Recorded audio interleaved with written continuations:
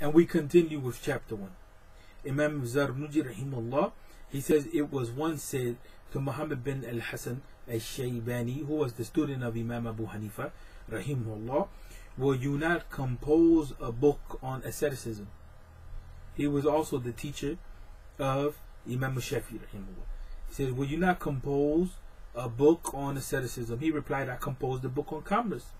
Meaning that the true ascetic is he who is careful to protect himself against dubious or doubtful and unsanctioned practices, or practices which are prohibited in commerce. The same attitude applies to all other occupations and professions. Anyone who works in a given field is duty bound to learn how to guard against what is forbidden therein. This is a very, very deep statement. Indeed, it shows that fiqh leads to a sound relationship to Allah subhanahu wa ta'ala. And it shows that the knowledge of fiqh cannot be separated from the knowledge of purification of the heart, and vice versa. The two coincide, and fiqh, when it is soundly understood, is the core and the basis of tasawwuf, unlike what many people put forth. The ulama in the past understood fiqh as the way to taqwa.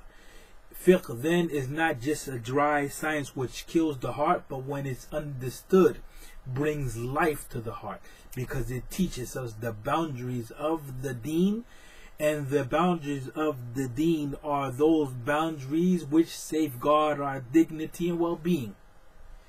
The boundaries of the deen safeguard our dignity and well-being, because the knowledge of the boundaries of the deen is knowledge of benefit and harm.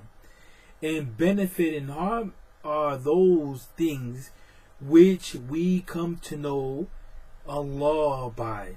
So then when we understand what harm is, we stay away from it and we fall into favor with Allah. When we understand what's beneficial, we grow in our relationship with Allah wa ta'ala.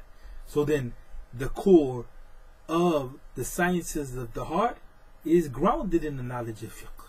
And Imam Abu Hanifa rahimahullah is attributed to him that he said, knowledge of fiqh is three. Knowledge of fiqh al-akbar, or the greater fiqh, which is aqidah. Knowledge of fiqh al-awsat, or fiqh al-awsat, which is knowledge of tasawwuf, or purification of the heart.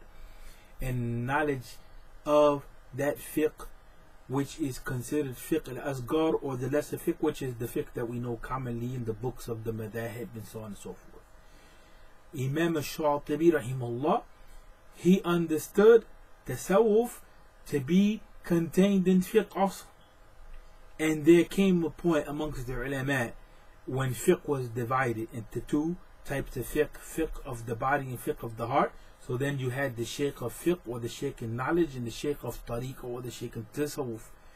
But the ulama like Sheikh Ahmed Zarruq rahimahullah understood that he who is to be given preference is then the sheikh of knowledge. The sheikh of knowledge. Because the knowledge that he possesses, regardless of his condition, is a knowledge which will guide you. But if you depend upon the knowledge of he who is from the people of tasawwuf, and his knowledge of fiqh is not sound, you will go astray, because what he will communicate to you, or what he will communicate to you, will lead you astray if his heart is not sound. Imam Ahmed Zarruq rahimahullah would guide his students to the people of fiqh, although he was their teacher in tasawwuf, or in the science of the heart. So it's important to understand this point, that if we want to understand what is doing without in the world, then we have to understand fiqh, because we have to understand what it is that Allah subhanahu wa ta'ala sets out for us as far as boundaries are concerned. Because once we understand what's on the other side of that which is permissible, what is haram, then we come to understand the reality of dunya.